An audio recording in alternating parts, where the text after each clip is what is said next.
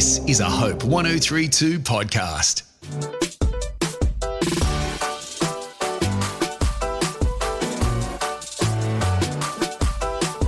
Hello, welcome to Season 12 of Undistracted. I'm your host, Laura Bennett, and this is the podcast where we learn from our guests how to be better at building our lives with intention around our passions, our purpose, and dealing with some of the stuff that gets in the way of it.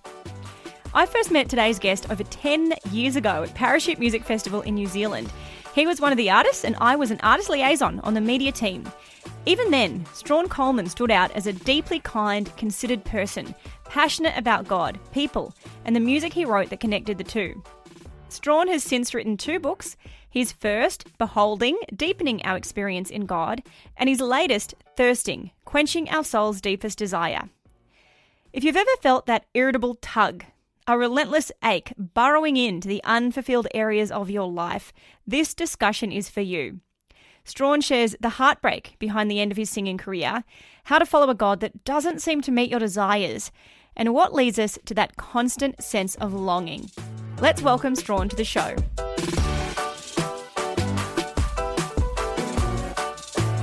Oh, thank you for having me, Laura. It's such a pleasure to be with you again. It's a pretty big call to say you're going to quench our soul's deepest desire. I mean, well done. But what do you think the deepest desire we have is? Well, just to be clear, I'm not going to quench any soul's deepest desire. I can promise you that. But look, I think that we live these lives where we are always trying to fill whatever's within us. And I think most of the time we're not even really thinking deeply about what's at the bottom of that. So in the book, I'm trying to suggest that there are layers of desire, layers of wants that we have. And then if we just keep going down deeper and deeper, right at the very bottom of it is this yearning for eternity, this yearning to kind of be fully in perfect, unceasing love. And I think that that's the thing that drives us. So the book is really an invitation to just keep channeling down deeper, to keep drilling until you find that sweet spot. Because from a superficial perspective, desire is normally very transactional. We probably in our culture associate it with a lot more language around sort of sexuality, and it's kind of that intimacy thing when we use the word desire. But from your perspective, it sounds like it can be more than that. Oh, yeah, totally. I mean, desire, like for me, I kind of see desire as, if you think like our passions, the things that we get passionate about, almost like these springs that come out of the earth, you know, the springs in the mountains or the wilderness or whatever. Desire is the kind of aquifer underneath the surface of the earth that drives all of those springs. And I think that what we do is we misdiagnose desire with our passions for things or our need for satisfaction or our impulses. And so I think if we get below those things, though, you know, like sexuality and, you know, and all of that is really a desire for intimacy. It's a desire for inness. It's a desire for being seen and being fully known and accepted. And then where does that desire come from? Well, that comes from the aquifer of the soul that was made to be found completely by God. And so I think we often misdiagnose desire for the surface level things that we're feeding on. And so, yeah, I think we do. We've got a really minimized, restricted vision for desire and culture, even though I would say our culture probably claims to have a huge, magnificent vision of desire. Like we've probably never lived in a more desire-centered culture. I think that a sort of outside the Christian framework is just very narrow and actually really unsatisfying. Well, and the kind of desire framework that we have culturally, from my perspective, is all about, yes, you can, you know, want for anything, but you can also have it, and you should just give in to any form of desire that presents itself in your life. Yeah, and yet medication for depression and anxiety is so common. It's traceable in drinking water all over the world. And so, yeah, we live in a culture that says, given, you know, I was doing a seminar recently in Melbourne and I was quoting this old song by the Bloodhound Gang. You know, there's this famous song, "You and me, baby, ain't nothing but mammals, so let's do it like it's on the Discovery Channel." You know, it's really brutal. But I was kind of saying that actually is a logical framework if you do believe that human beings are just meat and atoms made to respond to whatever we feel, that we're just reacting. And so we have like this really thin vision that we're basically just responding to whatever we feel.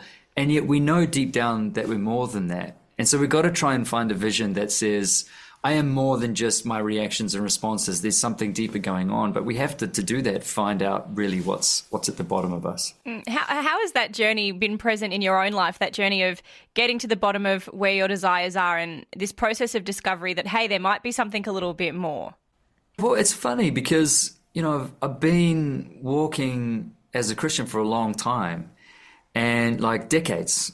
And you would think that would sort of answer that question, wouldn't you? That suddenly it's like, oh yeah, I believe in God. God fulfills the desires of my heart. We say that kind of stuff all the time. But even as a Christian, I've had to reckon with my deep longings for things in this world. I've had a long journey with chronic sickness, and I have ached and desired to have a healthier body because there are parts of my life that I can't get back. My 20s and early 30s where I couldn't go off and do all the adventurous things I wanted to and have the relationships and do the work things. So that desire was like, man, God, how do you meet this longing that can't be fixed when I'm sitting at home, bored, desiring for a greater life? Yeah. So that's one area. But then there's all this, in myself, I find myself wanting influence and career and notoriety and money and satisfaction too. And so I think what I've found in my own life is that desire isn't something I can't switch on and off. It is just this magnet within me. And so I've had to really figure out, like, am I like living out of this sort of insecurity or dehydration and I'm trying to satisfy it in the world? Or am I really looking for a way to actually tangibly bring this to God and experience Him there so that He can be enough? And I think most of us are sort of reacting and just trying to satisfy all the time. And I think we say we want God to satisfy us. We say we're content. But deep down, we actually don't functionally know how to go ahead and experience that in God. And that's for me, especially these last number of years, as I've realized that I can't turn some of these desires off. I've got to figure them out. I've really had to rethink, okay, what does communion with God look like, where He can actually fulfill these things? And so that's kind of led me on this exploration. And there's two thoughts. I'm writing it down because there's two thoughts that kind of come to my mind here, and I don't want to forget them. One is this thing that I think you've really hit the nail on the head with, that particularly for Christians listening, anyone that's followed Jesus for any length of time, they will be really uncomfortable with the idea of saying that even in knowing God to some degree, you still feel a sense of lack, you still feel a sense of desire or thirst. There can be this gap. Why do you think that gap is present, and what do we do with that as Christians? Because we're meant to have found it all by the time, the moment we accept salvation, we're supposed to be complete and satisfied, etc. Yeah. Great question. And I think sometimes we get caught up on the difference between our sort of theological affirmation and then our day-to-day living. So how do I explain that? So I theologically know that God has filled me, that He loves me, that I am beginning a journey of knowing Him for the rest of my life and into eternity. But every day, every minute, I have to actually learn what it functionally means to live that out, to experience that through all of my relationships and seasons of life and areas of grief and success and things. It's a bit like getting married, like on your wedding day, you say vows and the priest says, I now pronounce you husband and wife. And in that moment, you really are legally and relationally and experientially, you are husband and wife. But every day you wake up, you have to really learn what that means. You have to live it into your body. You have to live it into your work life. You have to live it into the relationship. And every time that you go through something, that has to change. Your relationship has to change. You have to, okay, I didn't realize I was wired this way. And now I'm spending time with you and I'm realizing I'm really insecure, or I'm really irritable or angry, or, and so it's the same with desire. yes, we believe and affirm that God is our all and will be our all, and we want him to be our all. But we're also disordered, broken people. And so we actually have to learn how to kind of live that into our bodies, live it into our minds, our nervous systems, our relationships. It doesn't just happen because we say, I'm saved or I believe in God. We actually have to learn to come and drink, which is what Jesus said, isn't it? He said, if anyone thirsts, come to me and drink. And so we have to learn in our desires to actually, first of all, come to God. And second of all, to learn to drink God in every single area of need that we have. And I think that's the part a lot of us miss. And so we feel God's not, I want to say God's satisfying me, and but deep down I don't feel like that. And I want to say the reason is because we are not coming to drink him. Or maybe we just don't know how. We want to, but we don't know how. Yeah, and I want to touch on that how in just a moment, because I think that is important to explain to people. But coming back to what you were saying a moment ago about realizing that you have these desires in you that you're just never going to be able to completely switch off, it reminded me of that scripture that a lot of people quote where it says that if we delight ourselves in the Lord, he will grant us the desires of our heart. So where do those two things fit together when, you know, from all intents and purposes, it sounds like you are trying to live a life where you are delighting yourself in the Lord, and yet you feel like you also have desires that aren't quite met yet? Yeah, very good question. Well, I think it comes down to our understanding and theology of desire. So in the book, I'm trying to say desire is actually really good. It's a gift of God. Desire is crucial to the spiritual life. But I'm also saying and wanting to hold that in tension with, I'm also a fallen, disordered person.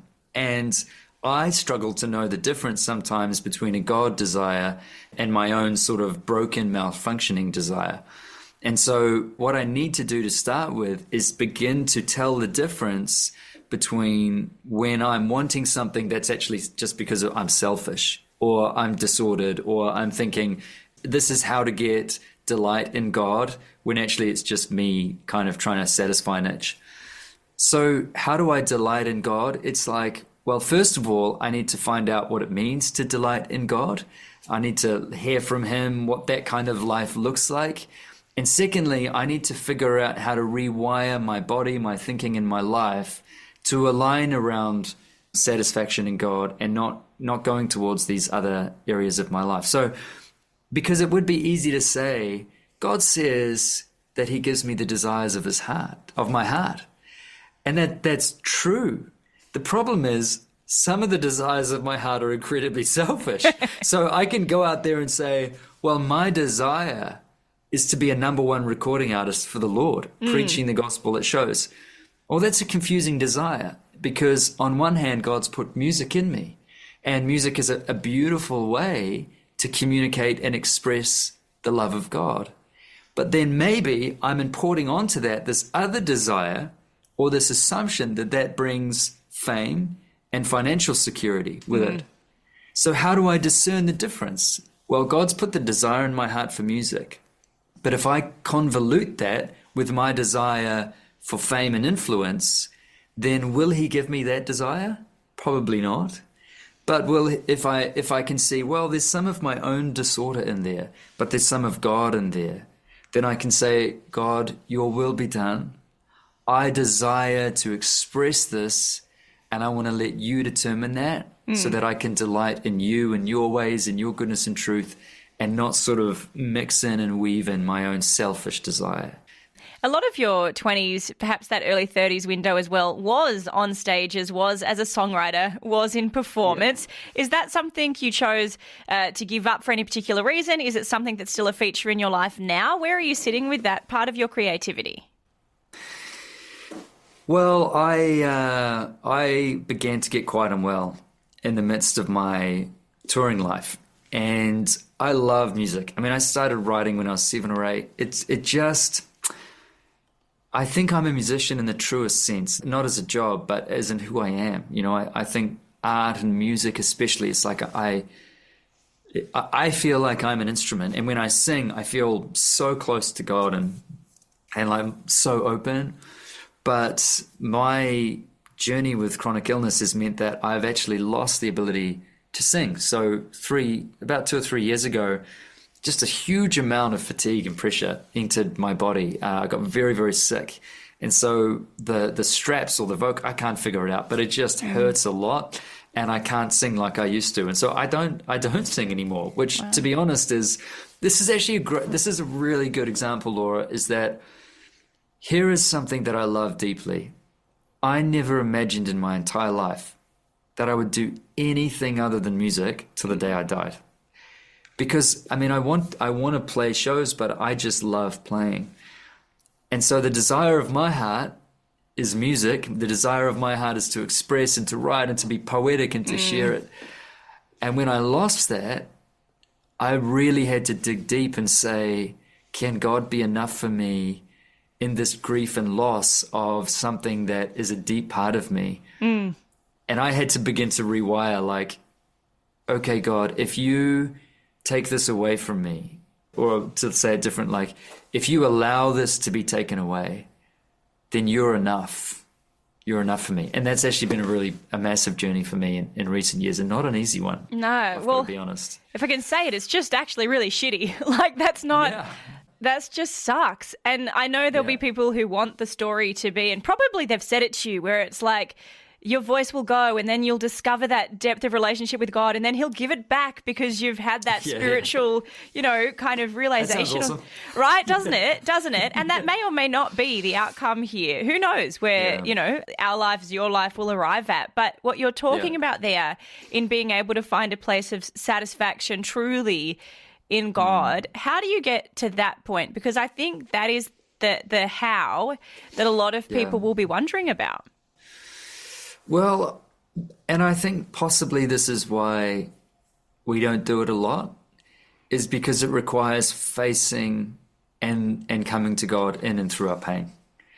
Because one way I will not be satisfied by God in this process of losing my voice is by just not thinking about it and denying it and not bringing it up with him and not being honest. The truth is like, we actually have to bring this stuff to God and say, hey, this is not okay. I love you, Father, I do, but I would love you to heal me, and I don't know why you're not, and this is hurting me, and this is aching, and I need you to fill this pain. I need you to fill this space and be enough. And I think a lot of us are almost functionally afraid to do that. We just go and watch Netflix, or we kind of feed our addiction, or we just try and drink or eat our way through it, or whatever. And this is sort of where I go in the book, is I'm saying we have to face our pain. Our generation hates pain. We are constantly trying to medicate or numb or subdue it in any way, shape, or form, and yet we are so numb and anxious and depressed because I think we're not actually, in some ways, we're not facing even the little stuff that we have going on in our life. And that means like taking some time and space to not be filling up my mind with Netflix and Instagram and all the rest of it, to actually sit in myself with my soul and go, God, I'm going to wait here until you arrive. I need you to arrive. I need you to be bigger than my grief here. And for me, that literally is just opening my hands up on the palms open on my knees and closing my eyes and taking a few deep breaths. And instead of trying to get rid of my grief or my pain or whatever so that I can experience God, I just say, God, I need you to come and fill this place. I need you to wrap your arms around me and have compassion and be with me. I need your presence to be here. And I kind of see that a little bit like, if you've got dirty water in a cup. I don't know if you ever do this. Like, I'm a shocker for this. I just turn the hot water tap. If I want to rinse something on, I just turn the hot water tap on and just leave it running into the bowl or the cup to kind of just. You were not environmentally friendly at all. Oh no, I'm not. Yeah, I'm gonna get cancelled for this. It's gonna happen. But if you have dirty water in a cup and you just run clean water into it, eventually the clean water just slowly presses everything, all the old dirty water out, and it's clean. But it takes time. And I think that's what I want to do, is I want to learn to come to God in prayer in such a way that instead of feeling like I have to get rid of my anxiety or my depression or my grief or my confusion or my positive desire for a relationship or a job, instead of just trying to get rid of it and suppress it, I want to come to God and let his water fill me until he becomes so satisfying that those other things become a little bit more tasteless. Not that I don't want them, because those wants are good, but that the power and the potency and the pain of them slowly diminishes to a livable place, because I just desire God more. But it has to come from his presence. Yeah, because while our generation do seem to have an aversion to pain, we also do seem to be really indulgent and chatty about the things we do to kind of either genuinely medicate them or self-medicate them. Like the amount of times you see Instagram posts about bed rotting and just like sticking in bed because it's better than being out and about, or the Netflix binges or whatever it might be. It's like we're very aware that pain exists, but nobody is speaking about how to resolve it. I mean, that's probably a bit of a generalization, but at least from a Christian perspective, sometimes we don't really talk about resolving it beyond saying, hey, like God will bring you through it. But that doesn't always feel tangible to people. Yeah, it's funny, isn't it? It actually is quite controversial. If someone came to me and said, I'm depressed or I'm unmotivated or I'm anxious or I'm experiencing pain, I would say you need to learn to go and pray. And it's so controversial. Do you know, it sounds so trite, and I would get in so much trouble. I'd probably get in trouble for, there's a second reason I'm going to get cancelled talking to you today. You're done. But I think the reason we don't talk that way is because we have such a diminished view of prayer, and we have such a diminished expectation of God. And so we are more likely to say all the other things, which, by the way, I highly recommend and are great for things like anxiety and depression, you know, like good health and exercise. And, you know, I do all of those things as somebody who has walked through that for most of my life. But I think what we don't have is the Christian response. Or we either say go and pray and it's like shallow as, like basically go and ask God to take it away and then just hope for the best. Or we just say go and do all of these things. And I think there's a whole middle ground in the church where it's like go and pray. And what I mean by that is journal and express your honest feelings toward God. Hold nothing back. Ask him to sit with you in your grief. Don't look for some kind of like easy answer like, God, why am I suffering? And then, you know, wham, you just get a perfect sentence in the brain that makes sense and suddenly you're happy because he's good. Ask him to wrap his arms around you and to sit in your grief. Go and sit in silence with him and say, God, I need you to satisfy me. You know, we have to add layers and practices of prayer that I think thicken it out. But you're right. Our generation, I feel like we talk about, I mean, trauma has got to be the buzzword of the century, right? I mean, I hear the word all the time. And there's something really good about that because we're unearthing all of this really, really important understanding about what we carry in our bodies. But I think we've grown so accustomed to discussing our feelings and discussing pain and trauma, so accustomed to learning about it, talking about it, that we almost think if I just acknowledge and talk about it, I'm going to heal. And that's actually not true in a biblical sense. In a biblical sense, we desperately need the transformative power of the Holy Spirit. And that doesn't have to be just to throw a prayer up and hope for the best kind of thing. It actually has to be every day, I'm coming to God to be filled, to be met, to express my feelings. And I'm going to spend 20 minutes a day slowly inviting him into my nervous system, my neurology, my soul, my emotions, until that pain is slowly transformed by the presence of God. And I think that's probably something I suspect we've lost in the art of curing souls and pastoring souls in the church for some time. And we're just too busy to do it. Like if we're honest about it, I think, you know, you've got a mix of thinking where on the one hand, as you've said, people will talk about their feeling, acknowledge the pain, and that is important. But then we do run the risk of sometimes just defining ourselves by that. Like, I've realized this thing about myself and this is what I am. But that process of correction or healing, we don't really give that attention because when you speak about it in a way that, even in the way you express it, is about slowness and a steadiness and a moment where you invite God in, that takes effort, that takes time, that takes stillness that we're not as willing to give, I don't think, because it feels like there's a bit of a cost to that. Oh, yeah. Oh, yeah. I mean, and isn't this like perfectly sort of exemplified in our pharmaceutical psychology of modern medicine for like the last 30 years is we just need a pill for everything. Do you know what I mean?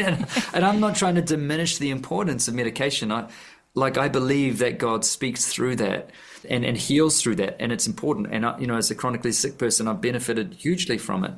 But I think the psychology of our culture is very much like there's got to be a pill for it, or an ice bath for it, or there's a life hacks. You think of the category of life hacks, it says it all. We're obsessed with life hacks, And I think what we don't like is a response to pain or difficulty or life that involves a longer, slower journey of dependence on someone other than ourselves. Because we lose control, we lose immediate kind of relief, and it feels intangible. And I want to say too, like, I do feel like the church, we haven't done a great job for a long time in actually teaching people how to commune with God in our vulnerability, in our pain. Like the church hasn't exactly helped to install this kind of vision either. And I take responsibility for that as someone who's ministered in the church for 20 years myself. So I do have compassion for people, but I suspect in this moment, one of the things God's doing is reordering our willingness to enter the cross to find resurrection. And for me, that means the long, slow daily suffering of bringing my mind and my body and reshaping my life around communion and prayer, because I delight in God, because I want to be satisfied in Him, but also because I realize I'm broken. An ice bath and a therapist and a vegan diet is not going to actually fill and transform the deepest part of myself that is lonely and insecure and freaked out and desperate for love. Only God can do that, and only a prayerful communion life with God can do that. So yeah, I think you're right. I think we have a propensity to run from the long, slow, spacious, hard stuff. And yet deep down, I would argue that's really what we desire. We just have to kind of make that shift. If you're somebody who has a faith already, or who has any proximity to church, to Jesus, the language we're using and this idea of even having, a sense of intimacy with God will feel familiar, and we can acknowledge that, there probably is this desire within us. But there's going to be people, I hope, listening who reject the notion completely that they have a need for God, that inherently our bodies, our souls would be in some way wanting a relationship with Him, that we have this innate desire for eternity and everything we've spoken about. Yeah. For the person who doesn't even believe in that, or that seems completely foreign to them, what are some of the symptoms that would say to them, hey, it actually does exist. Have you noticed this, this, and this about yourself? Yeah, I mean, I actually don't think it takes a lot of convincing when talking to people that we're not really satisfied. You know what I mean? That we're always looking over the horizon for the next thing, whether it's a pay rise or more sex or more adventure or more cocaine or more whatever, like just waiting for the weekend, just waiting for this event, just waiting. I think deep down we feel like we know at the end of the day whether we have children we expected to be, and we just, actually, it's just I'm not. But I think too, it's like if we look at our lives and say, if I took that away, would I be content? So if I took my job away, if I just had an average job, whatever the average job for you might be, if I took my dependence on my spouse away, if I took my children away, not in a morbid sense, but like if I imagine my life or my drink every day, or my food, or my exercise, or my obsession with self sort of regeneration, would I really have a satisfied soul? Because satisfaction comes from contentment. And contentment comes from being present wherever we are, whenever we are, feeling loved, feeling satisfied, and feeling one with ourselves in our life. And so I would just, if you're listening, I would just ask, do you feel that? Do you feel in yourself like you are perfectly loved? Not like you have to just keep running it in your mind to believe it, but genuinely because you can quantifiably say it's true. Do you feel content in your life? Would you wake up tomorrow and just be happy if most of the good things in your life were taken away? Or deep down in your heart, is there a loneliness, a desire to be in. You know, like when you're standing in front of a sunset and it's like, oh man, this is, and your soul leaps out and you just want to be in. You say, I want to be in this thing forever. Does that desire still stay there when you wake up? Is it still there after a drink or sex or career or promotion or whatever?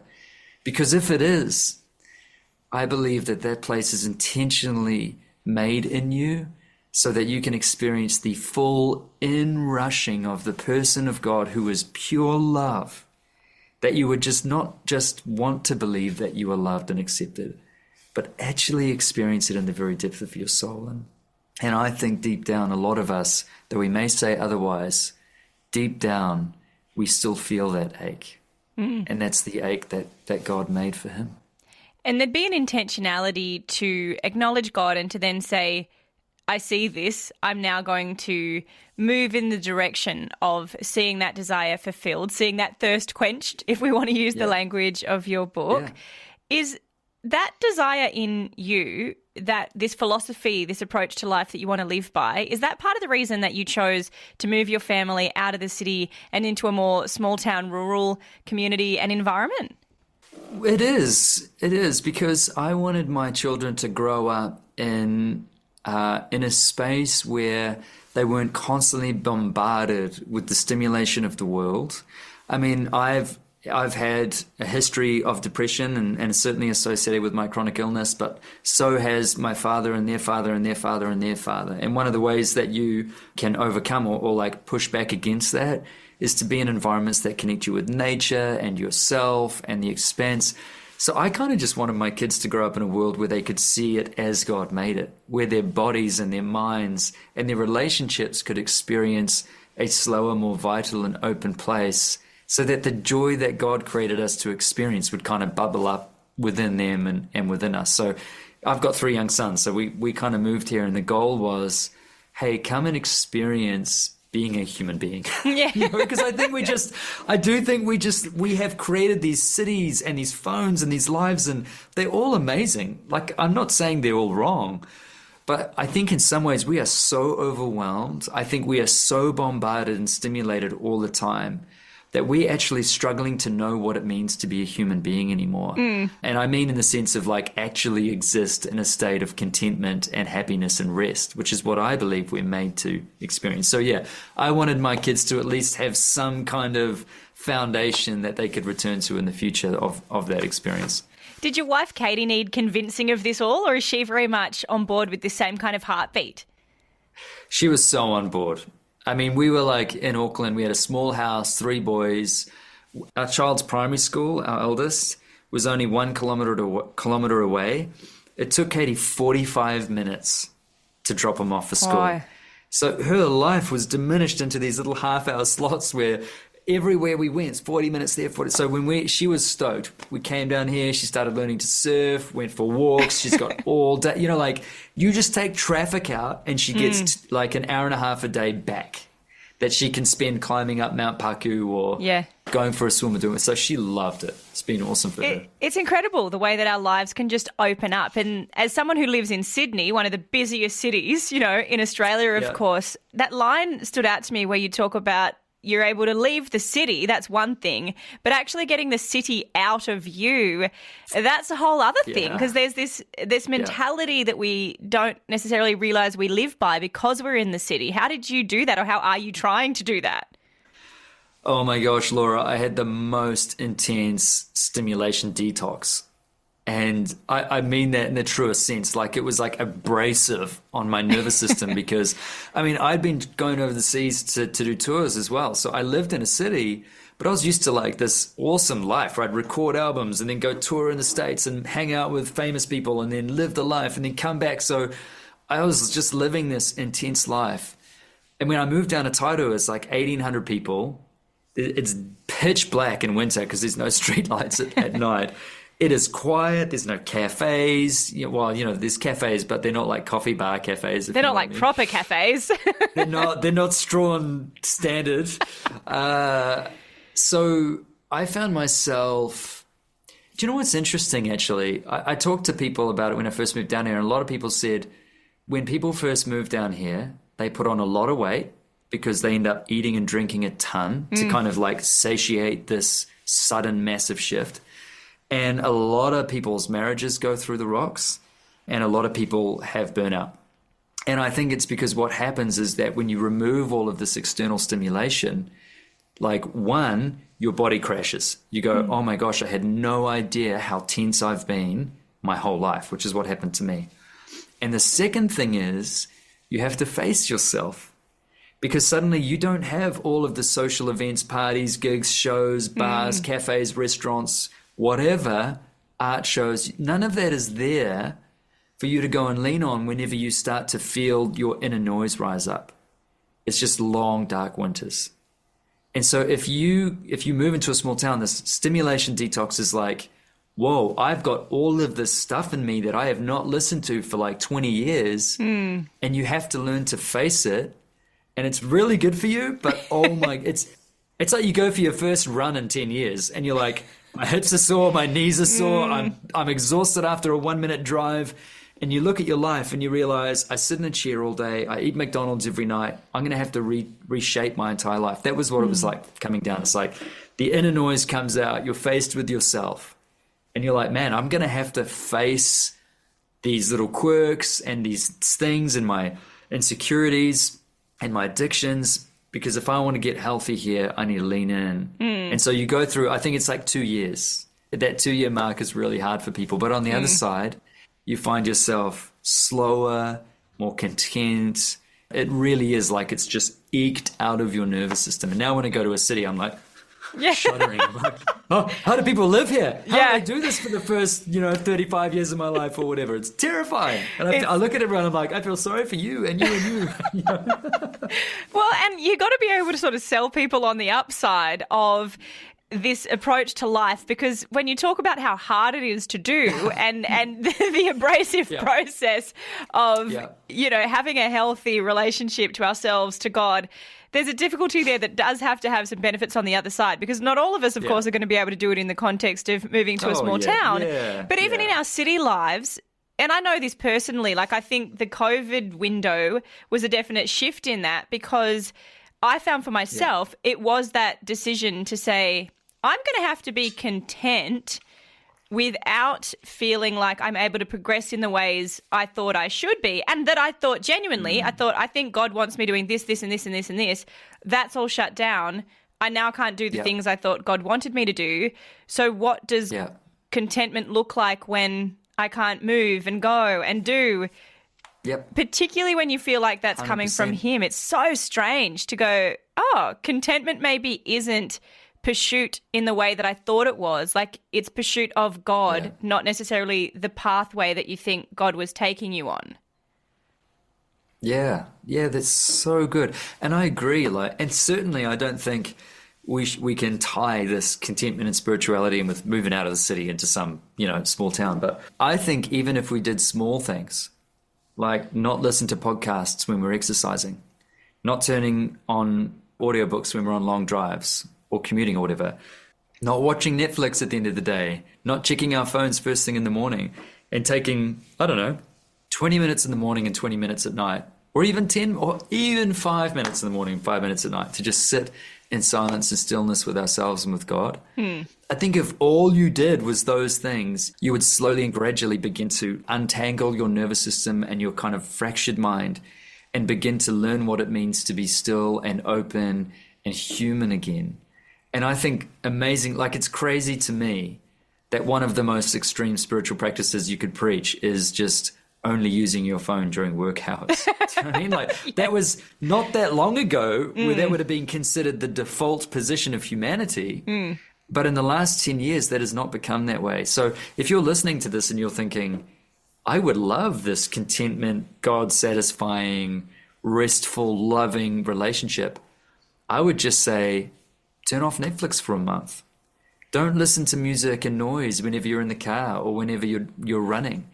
Take some time to journal for 10 minutes a day. And by that, I mean just express your feelings as brutally honestly as you can. And just sit in silence for 20 minutes a day. If you just started there, then you'll start to experience what I probably took me moving down to Tairua to kind of have this extreme version of. Yeah, so it might be too late now, but if you're listening to this podcast in the car, now what you've got to go and do is re-listen to it, set aside half an hour or so with a notebook and absorb it and consider, these wonderful thoughts that you're bringing to us in that way maybe. And one of the thoughts that really stood out to me, which seems like an intention you have for those that read it, is where you say not to take our souls for granted. It's almost this wish, this invitation to us not to take our souls for granted.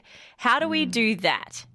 Well, first, I think we have to recognize that we have a soul and that it is vast and complex and beautiful. And that sounds kind of obvious, because the soul is such a largely acceptable aspect of our culture. But if we look at our lives, do we really live like we have one? I think we do really have quite a materialist spirituality or materialist vision of the world, meaning I think we often just treat our bodies like they are atoms and muscles and, neurolinks. So I think we have to start by saying, you know what? I'm a complex, intense, deep, vast human person. And underneath me is this, the psychologists call it the subconscious.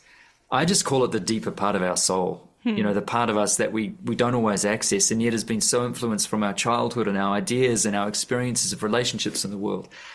And it's massive. And I don't even think we really know who we are and what's in there. So I think we have to kind of wake up and go, this insanely amazing creation. Like there is a cosmos in me. There is a deep ocean in me. And I think we have to see that not as a problem or see the soul as something that's, wrong or weird or broken, but actually as a piece of art, a piece of beauty that God wants to live in.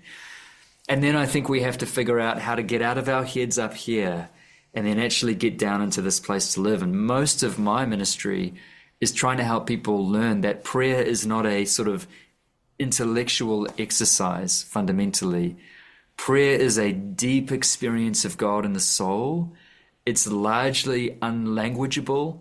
You can dwell in that at all times unceasingly. It is literally learning to drop our living from up here down into here, which is hard for me because I'm a chronic overthinker. My brain is like, I'm an Enneagram 5. I think my wife always says to me, Strahan, I feel sorry for you that you're stuck in your brain because I will think things through light years beyond. And it's like, do you want dinner? And here I am like, what is the meaning of life? So it's been hard for me to learn to sync from living up here to living in here. But I think that's what it means to appreciate the soul and to live in it. Is first of all, we have to acknowledge its beauty and its complexity and size. And secondly, we have to slowly learn through prayer and reading and community and Christian in church and all that to slowly sink out of all of this crazy surface level confusion and distraction deep down into the very core of ourself. And that takes time and it takes slowness and silence, and it most definitely involves practicing and experiencing the presence of God through prayer and communion. Yeah, well, thank you for bringing our attention back to that today, Strahan, and for your book, Thirsting, for this conversation. I've really enjoyed it. Thanks for your time. Thank you. It's been such a pleasure.